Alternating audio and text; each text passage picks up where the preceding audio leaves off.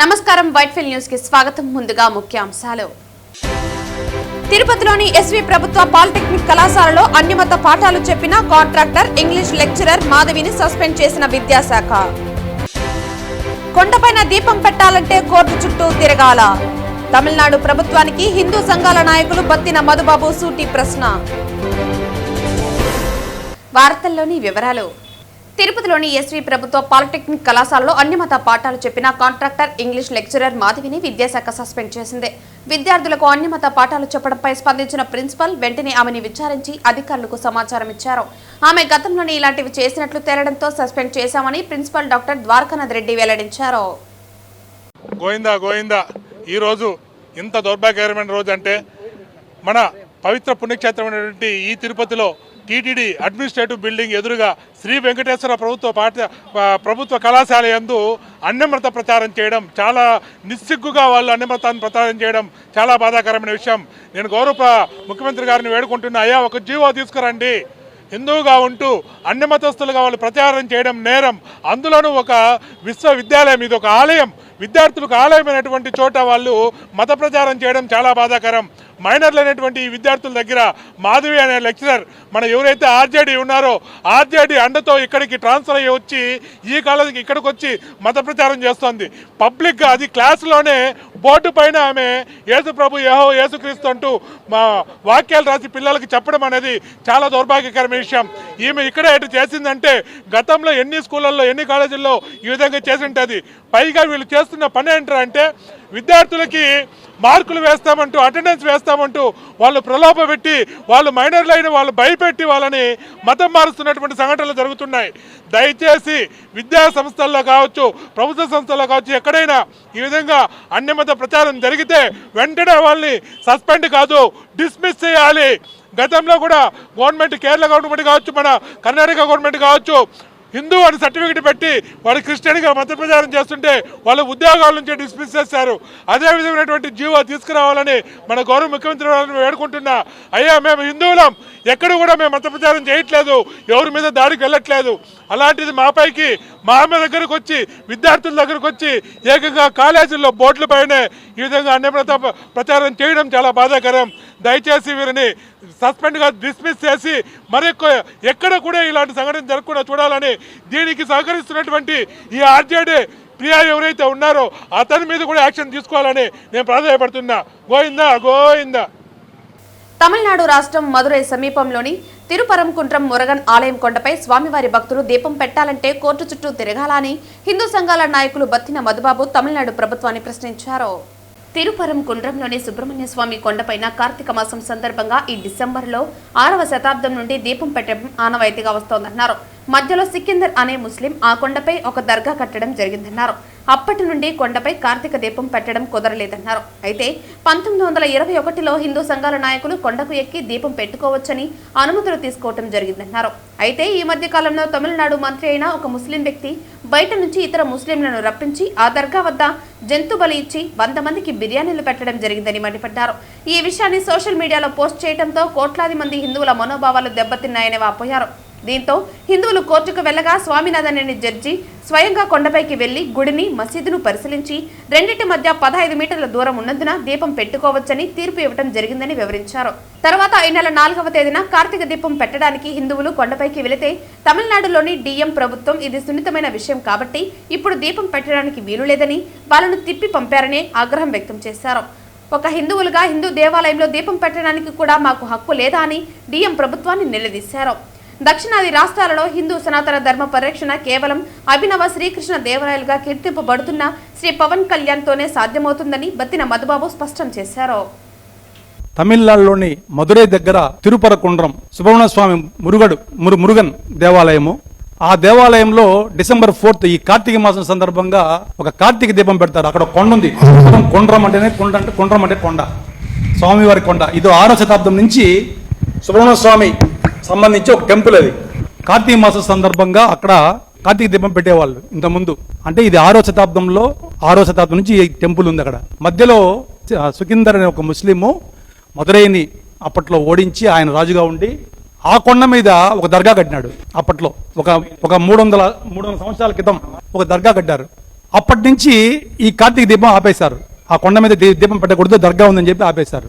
ఇది 1921లో మన వాళ్ళు మళ్ళీ కోర్టుకు వెళ్ళి దీపం పెట్టుకోవచ్చు అని చెప్పి పెట్టుకున్నారు. దీపం పెట్టుకోవచ్చని ఒక జడ్జిమెంట్ తెచ్చుకున్నారు. ఆ రోజు నుంచి ముస్లింస్ కి వీళ్ళకి గొడవలు అయ్యి దాన్ని ఆపేశారు. ఇప్పుడు పెట్టడం లేదు. ఇది ఒక 100 సంవత్సరాలుగా సద్దుమడిపోయింది ఈ వ్యవహారం.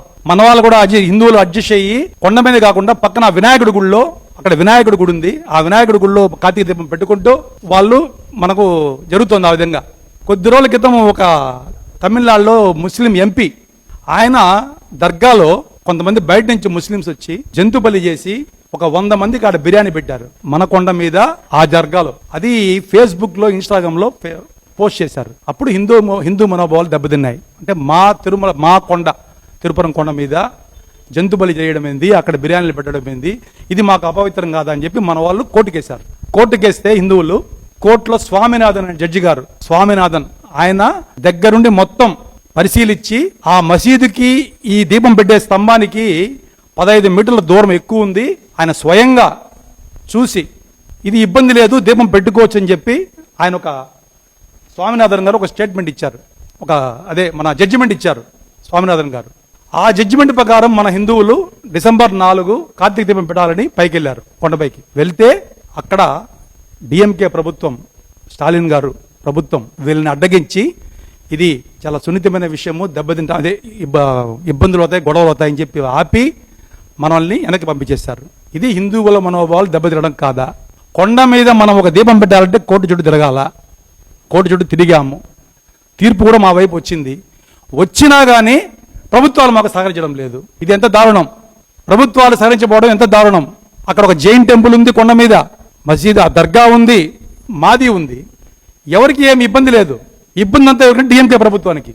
తాడేపల్లి పెద్ద డైరెక్షన్లోనే తిరుమల పరకమణి కుంభకోణం జరిగిందని టీడీపీ పొలిట్ బ్యూరో సభ్యులు బర్ల రామయ్య ఆరోపించారు. 384 రిజిస్టర్ చేసి రిమాండ్కి ఎందుకు పంపలేదు? ఎక్స్టార్షన్ కేసులో మీరు 41 నోటీస్ ఎందుకు ఇచ్చారు? రిమాండ్కి పంపిస్తామనే కదా ఆసుపత్రికి పంపారు. 41 నోటీస్ ఇచ్చేటట్లయితే ఆసుపత్రికి పంపాల్సిన అవసరం లేదు కదా. ఆసుపత్రి ముద్దాయిలను అందరినీ ఆసుపత్రికి పంపించారు కదా, హాస్పిటల్లో చెకప్ చేయించారు కదా, మరి రిమాండ్కి ఎందుకు పంపలేదు? వీటన్నిటికి కూడా సమాధానాలు చెప్పవలసిన బాధ్యత మీ మీద ఉన్నది అని చెప్పి కూడా నేను తెలియజేస్తున్నా. ఆనాటి ఎస్పీ గారే ఇందులో బాగా ఇన్వాల్వ్ అయ్యారని చెప్పి కూడా తిరుపతిలో అందరూ అనుకుంటున్నారు. దానికి సమాధానం చెప్పవలసిన బాధ్యత మీ మీద ఉందని చెప్పి కూడా నేను తెలియజేస్తున్నా. నేను ఇందులో రిక్వెస్ట్ చేస్తున్నాను. నేను ఇప్పుడండి వ్యవస్థలన్నీ ఒకటైపోయాయి. ఇక నువ్వేం చేస్తావు? ఎందుకు అనవసరంగా దీన్ని ఇష్యూ చేస్తావు? నీ మీద పీడీ యాక్ట్ పెట్టమని ఎస్పీ గారు నాకు ఆదేశించారు. మర్యాదగా వారిని బెదిరించినట్టు ఒప్పుకో, లేదంటే ఎన్కౌంటర్ చేస్తా. ఇది సిఐ గారు మాట్లాడింది జర్నలిస్ట్ తోటి. ఐ రిపీట్, వ్యవస్థలన్నీ ఒక్కటైపోయాయి. ఎవరికి? ముద్దాయికి అనుకూలంగా. ముద్దాయి ఎవరు? పరకామణిలో కొట్టేసినవాడు. ఇక నువ్వేం చేస్తావు? ఎందుకు అనవసరంగా దీన్ని ఇష్యూ చేస్తావు? నీ మీద పీడీ యాక్ట్ పెట్టమని ఎస్పీ ఆదేశించారు. మర్యాదగా వాడిని బెదిరించినట్టు ఒప్పుకో, లేదంటే ఎన్కౌంటర్ చేస్తా అని సిఐ చంద్రశేఖర్ తన గన్ టేబుల్పై పెట్టి మమ్మల్ని బెదిరించారు. ఏంటి సార్ ఇది? పోలీస్ వ్యవస్థ ఏంటి సార్ ఇది? దీనికి నేను అంత ప్రాధాన్యత కలిగిన వ్యక్తి. వ్యవస్థలన్నీ రవికుమార్కి అనుకూలంగా ఎందుకు ఉన్నాయి? భూమన కరుణాకర్ రెడ్డి గారు మీరు చెప్పగలరా సమాధానం? ఎందుకు వ్యవస్థలన్నీ పరకామణి కేసులో ముద్దాయి రవికుమార్కి అనుకూలంగా ఉన్నాయి? ఎందుకు జర్నలిస్టు మీద ఈ కుట్ర పన్నారు? మీరు జర్నలిస్టు మీద ఎందుకు ఈ కేసు పెట్టారు? వీటన్నిటినీ చూస్తే ఏదో పెద్ద కేసు ఈ పరకామణి దొంగతనం. జగన్మోహన్ రెడ్డి గారు అన్నట్లుగా చిన్న కేసు ఏమాత్రం కాదు. వీళ్ళు అగ్రీ విత్ మీ? భువన కరుణాకర్ రెడ్డి గారు ఒప్పుకుంటారా? జగన్మోహన్ రెడ్డి గారు అన్నట్లుగా పరకామణి దొంగతనం చిన్న కేసు కాదు, చాలా పెద్ద కేసు. ఎందుకంటే వ్యవస్థలు అన్నీ కూడా ఈ ముద్దాయి వెంటున్నాయి, రవికుమార్ వెంటున్నాయి. అది చిన్న కేసు ఎందుకు అవుతుంది? చిన్న కేసు అయితే వ్యవస్థలన్నీ అతనికి అనుకూలంగా ఉండవలసిన అవసరం ఏముంది? ఈ రకంగా వ్యవస్థలను అడ్డుపెట్టుకొని సంబంధం లేని వాళ్ళని కూడా బెదిరిస్తారా? పీడియాట్ చేస్తారా? ఎన్కౌంటర్ చేస్తారా? ఏం సార్ ఇది? ఏం జరుగుతుంది ఇది? పరకామంలో దొంగతనం చేసిన వాడిని ఆ చెంప ఈ చెంప వాయించవలసిన ఈ వ్యవస్థలు దొంగతనం చేసిన వాడికి మద్దతు ఇచ్చి అవి ఇన్వెస్టిగేట్ చేస్తున్న జర్నలిస్టుల మీద తప్పుడు కేసులు పెడతారా? ఇది ఎంతవరకు న్యాయం? అందుకే నేను రిక్వెస్ట్ చేస్తున్న సిఐడి చీఫ్ రవిశంకర్ అయ్యన్నార్ గారు, మీరు ఇప్పటికే బ్రహ్మాండంగా దర్యాప్తు చేస్తున్నారు. ప్రజలందరూ కూడా మీరు స్వామివారి సొమ్ము కొట్టేసిన వాడిని, అక్కడ జరుగుతున్న వ్యవహారాలను బ్రహ్మాండంగా చేస్తున్నారన్న నమ్మకం రాష్ట్ర ప్రజల్లో ఉంది. ఈ కేసు కూడా దర్యాప్తు చేయాలి. ఈ కేసులో వ్యవస్థలన్నీ రవికుమార్కి అనుకూలంగా ఎందుకున్నాయి? దర్యాప్తు చేయండి. హైదరాబాద్ లో నవంబర్ 2వ తేదీన శ్రీ త్యాగరాయ ఘనసభ చిక్కడపల్లిలో నిర్వహించిన తెలుగు బుక్ ఆఫ్ రికార్డ్ మరియు వండర్ కిడ్స్ అవార్డు నిర్వహించడం జరిగింది. ఇందులో మన తిరుపతి జిల్లాకు చెందిన విద్యార్థులు గోల్డ్ మెడల్ సాధించారు. ఈ రోజు APG and BC chairman, Tirupati నియోజకవర్గ తెలుగుదేశం పార్టీ ఇన్ఛార్జ్, తిరుపతి మాజీ ఎమ్మెల్యే మన్నూరు సుగుణమ్మ నివాసం వద్ద హైదరాబాద్ లో నవంబర్ 2వ తేదీన త్యాగరాయ ఘనసభ చిక్కడపల్లిలో నిర్వహించిన తెలుగు బుక్ ఆఫ్ రికార్డ్ మరియు వండర్ కిడ్స్ అవార్డు కార్యక్రమం నిర్వహించడం జరిగింది. ఇందులో మన తిరుపతి జిల్లాకు చెందిన విద్యార్థులు గోల్డ్ మెడల్ సాధించారు. Under 12 years Vishnupriya, D Vidyasri, 8 మరియు 10 ఇయర్స్లో D Irshita, Purnima, Joshita, under 18 years B Maheshwari మరియు సత్యవేడు మండలం నుంచి లచ్చిక, పూర్విక, ప్రియా, నజియా బాను, జశ్వంత్, ఓఎం ఆరిఫా బాబా వీళ్ళందరూ గోల్డ్ మరియు సిల్వర్ మెడల్ సాధించడం జరిగింది. తిరుపతి జిల్లా ప్రెసిడెంట్ మరియు coach doctor Karthi DCS Naidu ఆధ్వర్యంలో సత్యవేడు మండలం కరాటే మాస్టర్ భువనేశ్వర్, పిల్లలు 6 మంది విద్యార్థులు కూడా గెలుపొందడం జరిగింది.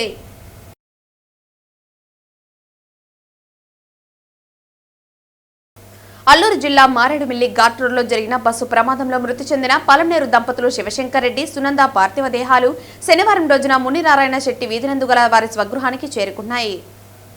అల్లూరు జిల్లా మారేడుమిల్లి ఘాట్ రోడ్లో జరిగిన బస్సు ప్రమాదంలో మృతి చెందిన పలమనేరు దంపతులు శివశంకర్ రెడ్డి, సునంద పార్థివ దేహాలు శనివారం రోజున ముని నారాయణ శెట్టి వీధినందు గల వారి స్వగృహానికి చేరుకున్నాయి. విషయం తెలుసుకున్న బంధువులు, పట్టణ ప్రజలు వారిని చివరి చూపు చూడటానికి పెద్ద ఎత్తున శివశంకర్ రెడ్డి ఇంటి వద్దకు చేరుకున్నారు.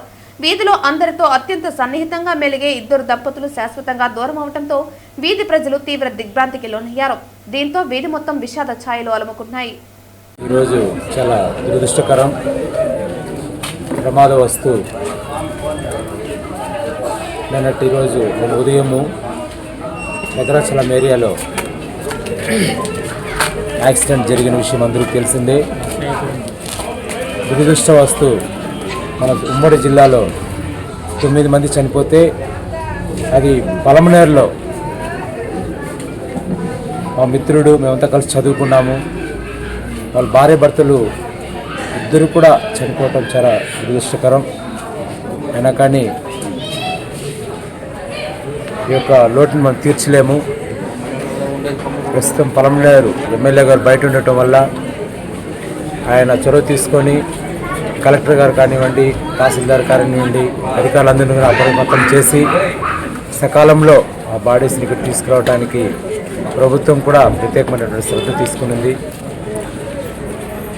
ఈ సందర్భంగా వారి యొక్క కుటుంబానికి మేమందరూ కూడా ప్రగాఢ సంతాపం తెలియజేస్తున్నాం.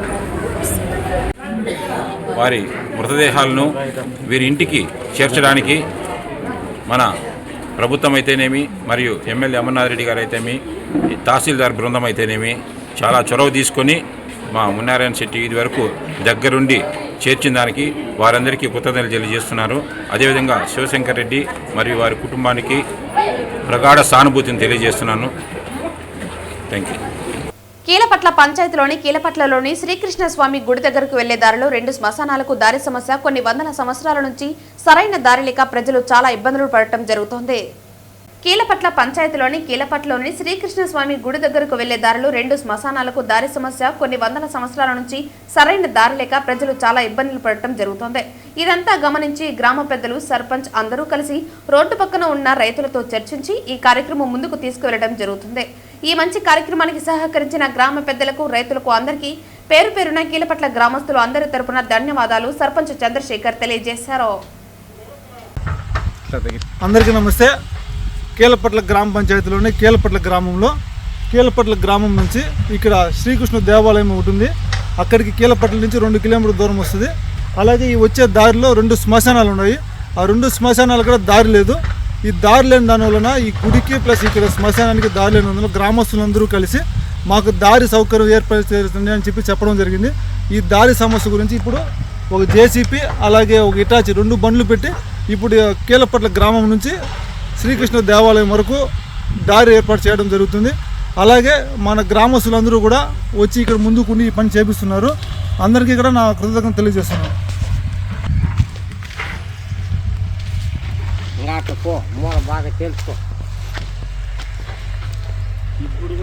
వార్తలు ముగించే ముందు ముఖ్యాంశాలు మరోసారి. తిరుపతిలోని ఎస్వి ప్రభుత్వ పాలిటెక్నిక్ కళాశాలలో అన్యమత పాఠాలు చెప్పిన కాంట్రాక్టర్ ఇంగ్లీష్ లెక్చరర్ మాధవిని సస్పెండ్ చేసిన విద్యాశాఖ. కొండపైన దీపం పెట్టాలంటే కోర్టు చుట్టూ తిరగాల. తమిళనాడు ప్రభుత్వానికి హిందూ సంఘాల నాయకులు బత్తిన మధుబాబు సూటి ప్రశ్న. ఈ వార్తలు ఇంతటితో సమాప్తం. తిరిగి వార్తల్లో మళ్ళీ కలుద్దాం. అంతవరకు సెలవు. నమస్కారం.